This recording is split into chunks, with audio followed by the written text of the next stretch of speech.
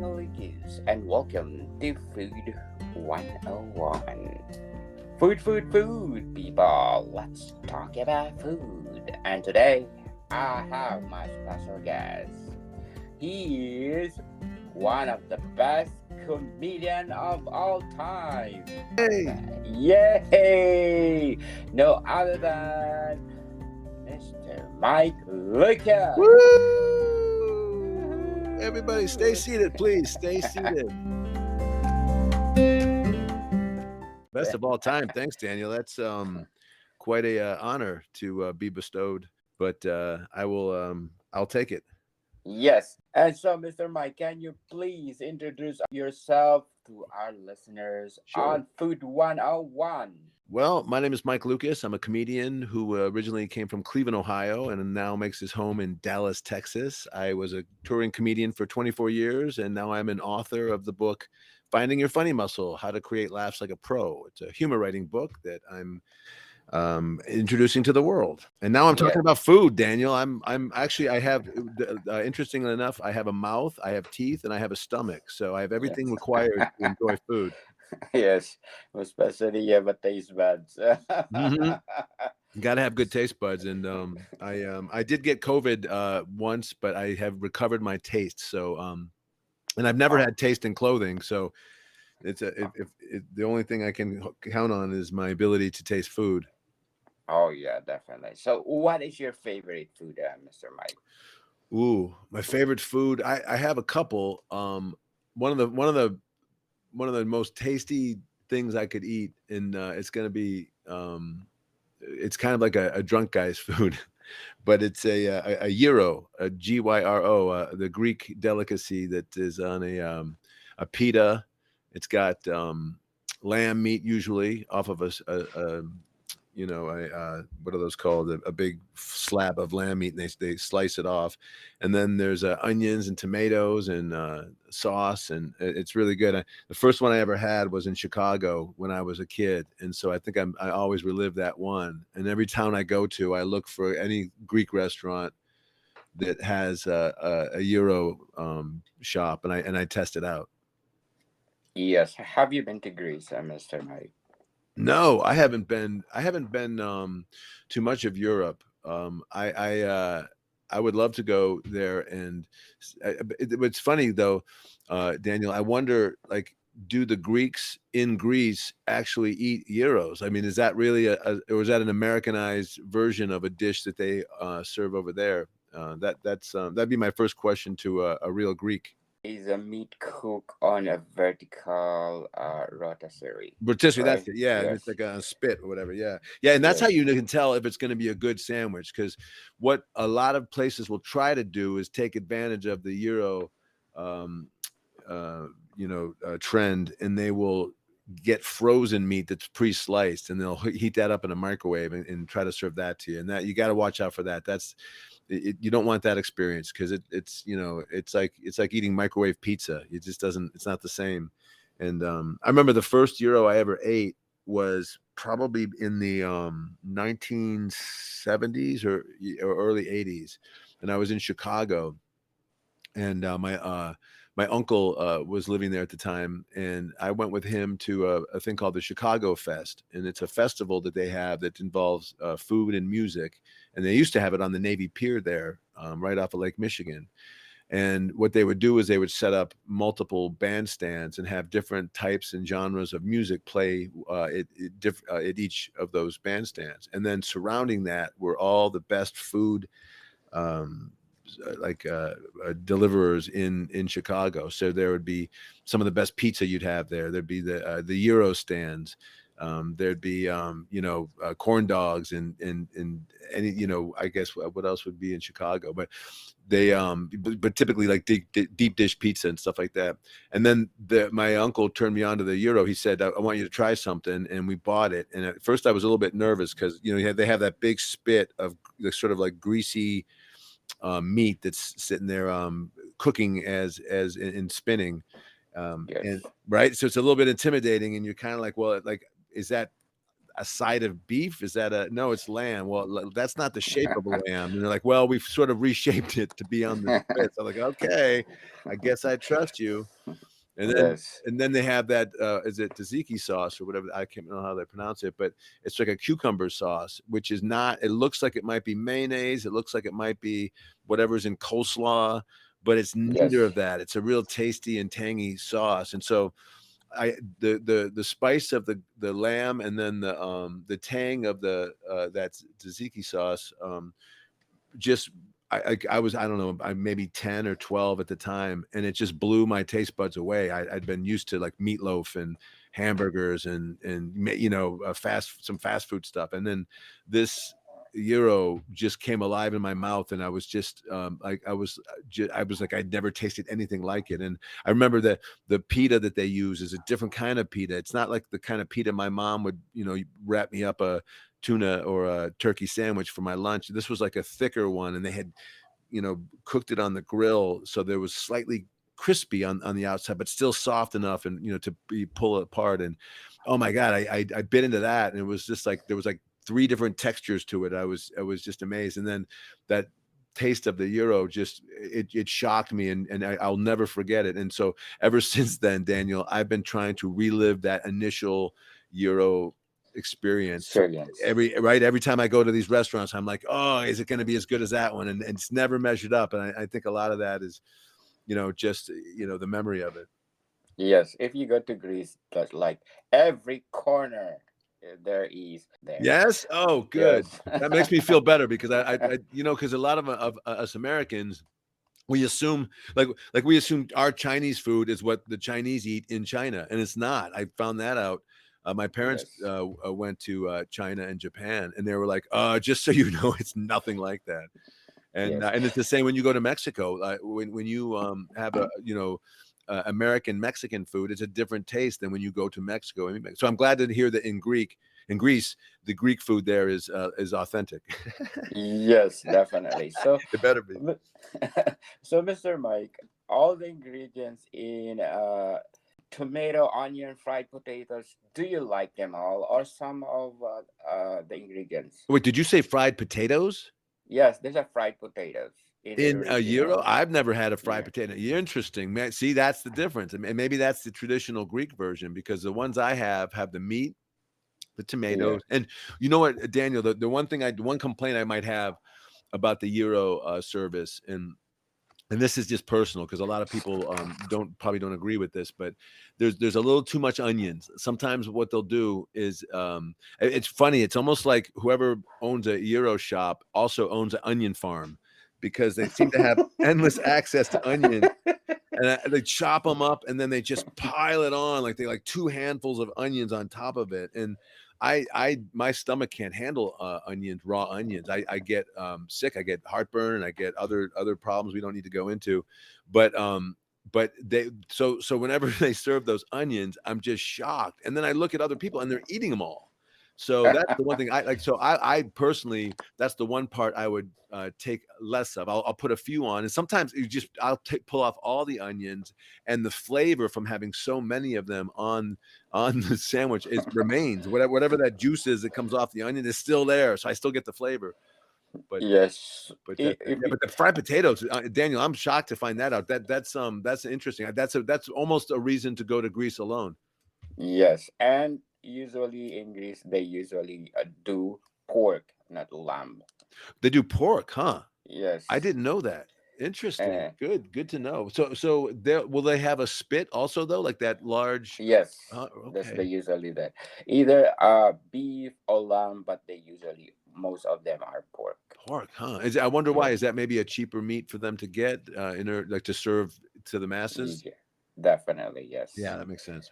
Yeah, that's the way it is here in America too. We we you never know what you're gonna get, and the cheaper the food, the more you suspect it's not the meat you think it is. Why are there no cats in this neighborhood? Why are there no dogs? Never mind. Just enjoy your hero. Yes. Sounds delicious. Right? Yeah, that spit is meowing. I just want to elaborate, Sir Mike, what tzatziki made of. It usually Greek yogurt, cucumber, garlic, olive oil, and lemon. Ooh, yeah, Yes, yeah, and it kind of goes uh, like a sweet sour kind of tang that to it, yes. and I like that, and I I don't typically eat a lot of cucumbers, but I understand that cucumbers are really good for you, and in a lot of different ways. So it's nice to know that I'm getting in that set right. Did you said little cucumber, a little chopped up? Yes, Yeah, yeah. you mince it or grated it so that it will mix thoroughly for the Greek yogurt. Right, I got you. That's Yes, tasty. Yeah, I like that they I like to having sauces on the thing. Now the other thing that it doesn't have, the gyro isn't spicy, like in terms of a hotness. So if you're a lover of hot food or spicy food like that, it's not spicy that way. It's more spicy in the like sort of just more savory, like flavorful, and I like that. The pork or the beef or the lamb. usually they marinate it. They marinate before they're gonna put on the thing, That makes spit sense on because the it's thing. usually really tender. Like that, there's a real tenderness to it, and there's a real a juiciness that you wouldn't think. That's the funny thing, Daniel. When you look at these some of these street vendors, especially maybe not the restaurant, but the street vendors that have these spits that are running, they're constantly spinning and constantly cooking. So you would think that this meat would be really dry, but there's a real Yes. juiciness to it that they are able to capture. They must have like a temperature monitoring thing that goes on there. So you meant to say that your favorite cuisine is Greek cuisine? Well, I don't know if well, I have a lot of favorite of cuisines of mine are Greek, but I don't know if like overall that would be my favorite cuisine. Although I do like what's the other dish they always serve? Those grape leaves. Oh, those are good. Oh yes, another There's kind another of name for them though. I know the Greek yes, obviously have. dalmatakia or Yeah, they yeah, said yeah. yes. And It, those are tricky because they have those grape leaves on the outside are not something that Americans typically eat. So when you first get that, it's a little tricky because there's a tanginess to it, and there's a real like it almost feels like a wet spinach. And so if the place that serves it doesn't do a good job, it can be a little too chewy. So that's how I can typically tell if it's a good grape leaf. And then they're usually stuffed. I remember like rice, and I think there might be some chopped up meat in there sometimes. And then what I like, the coolest part about the grape leaves when they serve it to you is they do a fold to it that's sort of like that makes a burrito envious. That it's a spin and a twist, and then and there's a roundness to these things. And I tried to make grape leaves once, and it's not easy to do that fold and that spin and that twist and that to get them so that they're round and so that when you bite into them they don't explode. That's tricky. So that's half the battle right there. aside for being a food lover, you are an author and a comedian, as you said. Yes. You have this new book that you want to promote. So, what is the title of the book, Mr. Mike? Well, the title of the book is called Finding Your Funny Muscle, and the subtitle is How to Create Laughs Like a Pro. And so the gist of the book is, oh, and by the way, you can find out more information about that if you go to funnymuscle.com. That's my website. There's a lot of free content on there. It's hilarious. And plus, there's information about the book and about me, and you can get more background information and see videos and listen to audio blogs and that kind of thing. But the gist of the book, my idea is that laughter not only curbs stress, it turns strangers into friends, and it does a body good. And so the more laughter we have in the world, the better. The problem is a lot of people think that either you're funny or you're not. Either you're born hilarious or you're not meant to be funny. You're only meant to enjoy humor from other people. And I disagree with that. I think that you can learn to be a funnier person if you understand how it works. And so my book tries to break down that process. I was a comedian for a touring comedian for 24 years, and so I really and I did a couple of Tonight shows. I was on the Conan O'Brien show. I had my own show on A&E called The Straight Dope that I co-wrote and hosted, and so I had a lot of experience being funny in front of people. And so I had a really good idea of how to break down how to create humor. And so in this book, I teach people how to find their own comedy lens. That's like sort of a porthole that you look through life at to sort of give your own comedy taste. And then I also teach you how to use something I call the humor blueprint, which is sort of a game plan of how to create jokes using these 36 heightening devices that I give you in the book. And these are different ways to create laughs out of an idea that you have. So all in all, it's a fun book. It's a funny book. I have a kind of a twisted sense of humor, and so I use that throughout the book. I figure if it's a book I'm writing humor, it should be funny too. And so people seem to really enjoy it. It's available on May 15th, which is next Monday. So I'm very excited to. It's my debut novel, Daniel. So it's actually not a novel. It's a nonfiction book. I shouldn't say a novel because then it sounds like it's made up. This is nonfiction, and it's very helpful, and it's really helped a lot of people figure out how to tap into their own humor so they can add that in their own life. You want to do that socially, you want to do that at work, and some people even want to do it for a living. They want to get on stage and try it, and that you can do it using that too. Yes, definitely. If you observe that if you will make a person laugh, it's a big deal. Right, it is. Well, you know what it does, Daniel? It feels there's a connection that you build. When you Yeah. share a laugh with somebody, it means you both got it. You both understood the humorous connection that was just made. Because when you're making a joke, the way a joke works is you set up a premise, which is like it's just an idea of what you're trying to talk about. So that gets the person thinking about the general idea. And then you do a setup. A setup is basically you're getting them to think of a very normal situation that a normal direction that this idea might go. And then what you do is you surprise them. You violate that norm. You benignly violate, as Peter McGraw says, you benignly violate that norm and give them something that they didn't expect, but it still satisfies that setup. So there's a real and then when they get that connection is made, there's a real a moment that you have between the two of you where you're laughing and you're sharing that connection, and so it really builds friendships, and it builds connections between people that you don't know. Like if you're in an elevator and someone cracks a joke and you all laugh, it makes that sort of Yes. awkward, intense moment a little bit easier to deal with.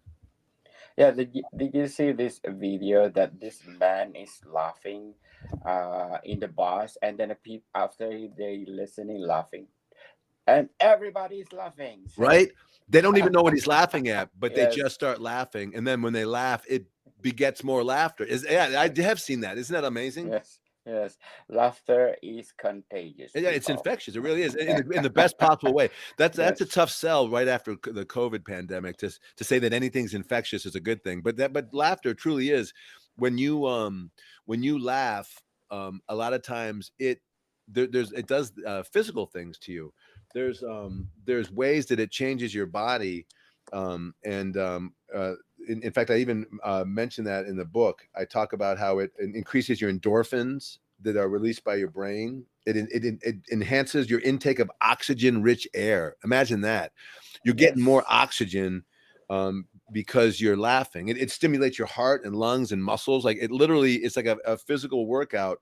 And when I'm 57 now, so you're my age. You might not go to the gym every day, but laughing is I've already worked out. I laugh for 10 minutes. yeah. As I said, laughter is the best Right. medicine, people. It removes all stress. And if you do laughter just right, it even empties your bladder for you. Yes. So, Mr. Mike, are you naturally born comedian? I think I was. I when I was in the womb, I mooned my parents. That was the first laugh I ever got. But no, I've been funny since I've been a kid. I was voted class clown and most fun to be with in high school. In college, I made people laugh, and then shortly after I got a corporate job right after school, after training at university, and I was making people laugh there. And so I've always had a natural tendency to try to get laughter out of people. And what I came to realize is that without a comedy lens, without an angle, without my comedy lens is I'm the clumsy Aspie hole. I'm on the Asperger's spectrum, I suspect, and we tend to not be as emotional and empathetic as other people, so we come across a little bit brusque, brisk, or whatever the word I'm thinking of, and so, but I'm also very clumsy, so it always backfires on me. So a lot of my humor is based on that comedy lens, and what having a good comedy lens does for you. Is it in the other comedy lenses, like Jerry Seinfeld is the guy who makes a big deal out of nothing. Rodney Dangerfield is the guy who gets no respect. Rosie O'Donnell was she was the domestic goddess. And so everybody, no, that wasn't Roseanne. That was Roseanne Barr. That's who that was. Yeah, I can't remember what Roseanne O'Donnell's uh, comedy lens was. But the point is, when you have one of those, it makes your jokes more relatable and it makes you more memorable. And if you don't have one of those, you become what I call a corner quipper, somebody who's funny, but nobody remembers you when you walk away.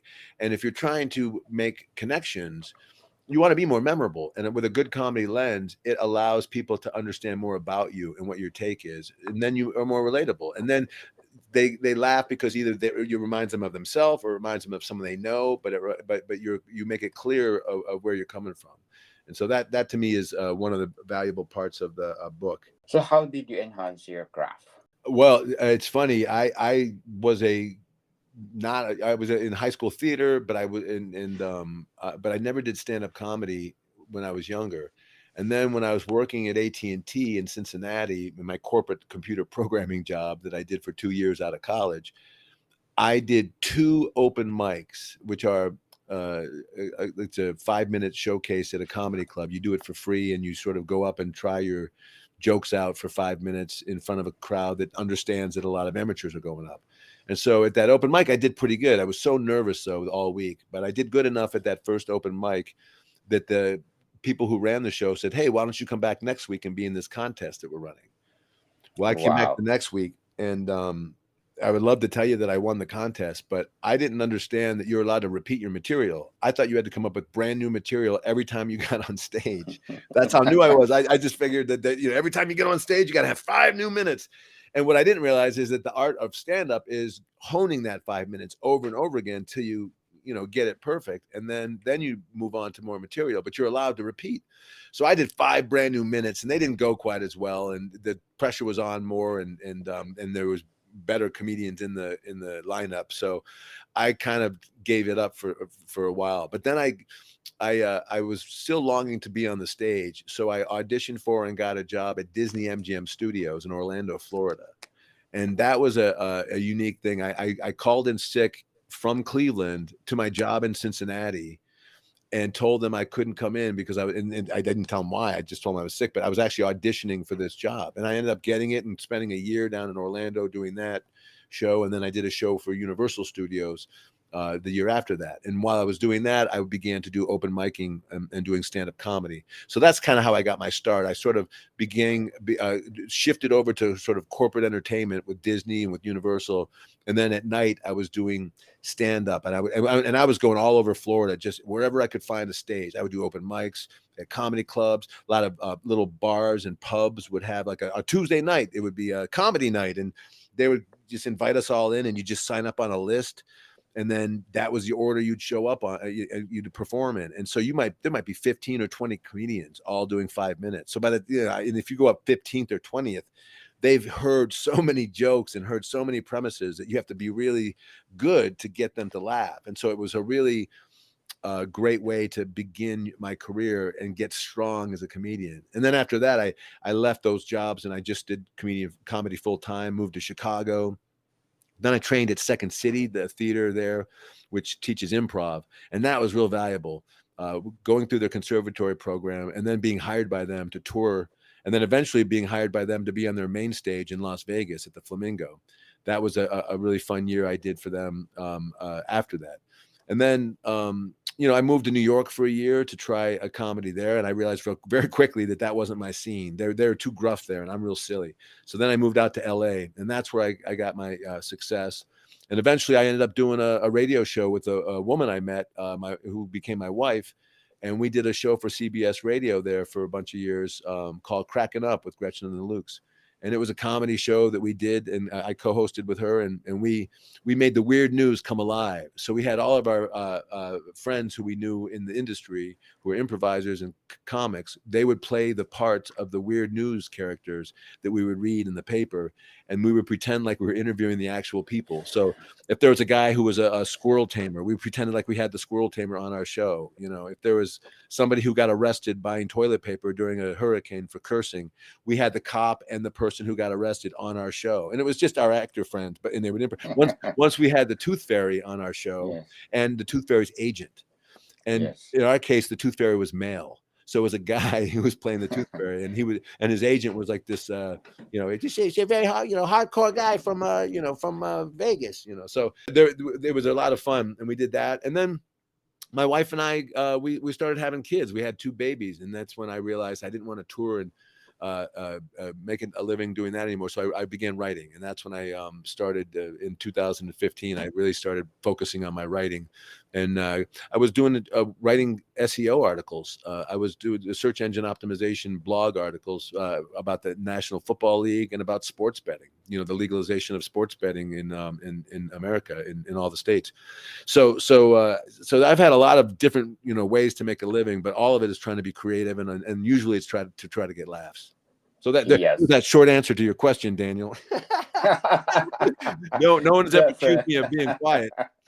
Definitely. So, do you think that a mistake make you better in the process? A mistake? Oh, Yes. yeah. Well, you know what? It's funny that you mentioned that, because in improvisation, here's what they teach you about mistakes. And probably it's the same with jazz music.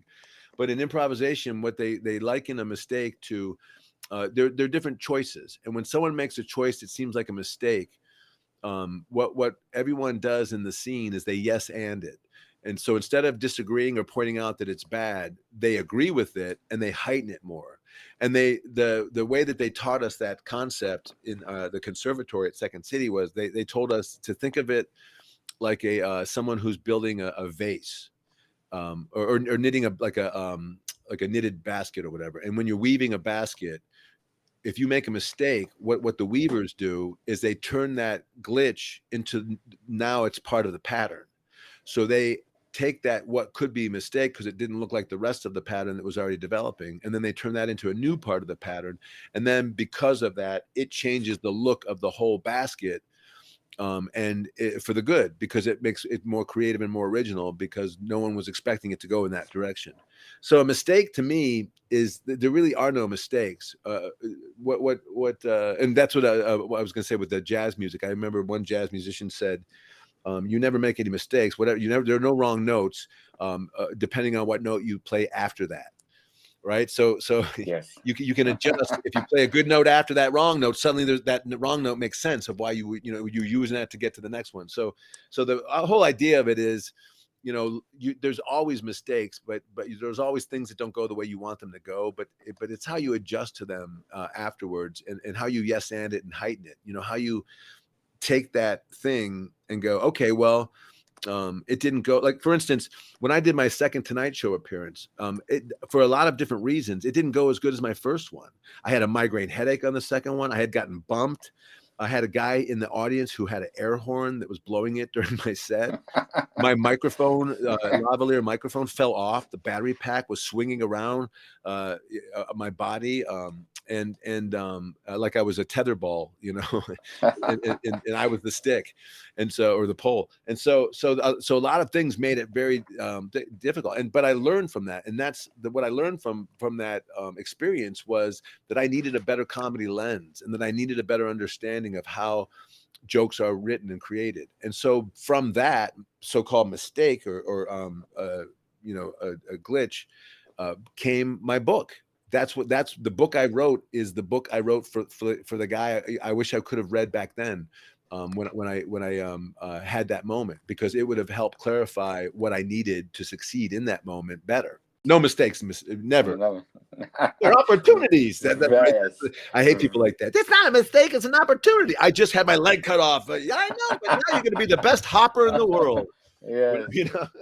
And they will say it happened for a reason. Right? Yeah, exactly. That's and you know what? Sometimes it sounds a little corny, but when you go and look back on those moments, it did happen for a reason. If you make something out of that, you realize that, wow, when that mistake happened, when that thing didn't go the way it was supposed to, there was a reason why it didn't go that way. It was to wake me up to what was I was missing or lacking or doing incorrectly, and then you can begin to correct that.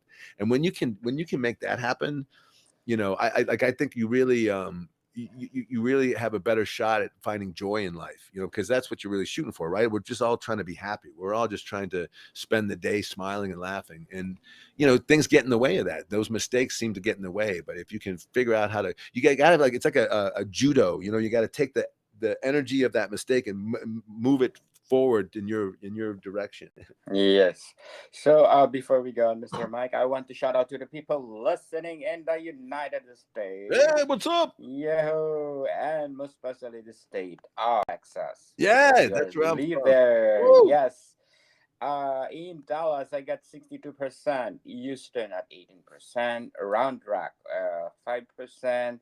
San Antonio, Sugarland, Austin, Amarillo, Woo! Katy, Mesquite. Those are all my neighbors. Oh, Palestine. Do you have Palestine in? Yeah, I'm up here in Dallas. So yeah, it's funny. Texas, when you say neighbor, like, it's such a big state. He's my neighbor. He's like 700 miles away. It's a quick drive. Richmond, El Paso, Cypress, McKinney, Cibolo, Georgetown, Laredo, San Benito, Spring, Humboldt, Wiley, Waco, Conroe, Addison, Portland, The Colony, Tomball, San Angelo, Sequin, Selburne, Irving, Cedar Hill, Grand Canton, Buda, Frisco, Mission, and last but not the least, Lubbock. Yeah, Thank you Lubbock. so much for supporting this podcast, because this podcast is created to empower different kind of cuisine and a lot more. And thank you so much, because I'm almost for my 1 million downloads. Thank you so much, people, for supporting this podcast, because my goal, Mr. Mike, this year to have a 1 million downloads. What a great goal. Let's do it. Hopefully this is the one that takes you over that edge, man. I hope this is the one. Come on, Texas people. We can do this. Yes, Texas. Actually, according to my analytics, United States is my I think number two is number two countries listening to What's me. the number one?